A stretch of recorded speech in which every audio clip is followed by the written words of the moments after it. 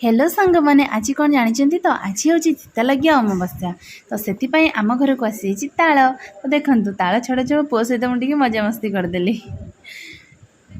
तो एबे आम सासू बो मिसिकी ताल छड़ाइबार पूरा लगी पड़चु। देखूँ एबे मंड हो गला तो एबे मंड गरम हो जाइए। तो एबे चाउल को मु बतुरिकी रखी चूना बनई देछि। तो एबे चाउल आउ मंड को पूरा मिक्स करवा। देखूँ सासू बो मिसिकी पूरा गोलागोली कार्यक्रम लगी पड़चु।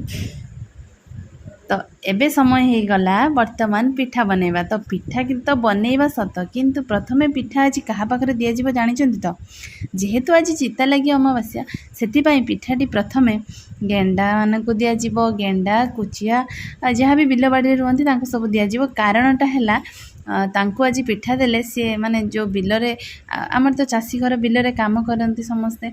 तो बिलरे काम कले गेंडा आउ कहारी गुड़ काटबनी। देखो मु बढ़िया से पिठा बन देती गेंडा मान पूरा छोट छोट 7टा कि 5टा पिठा बना जाए।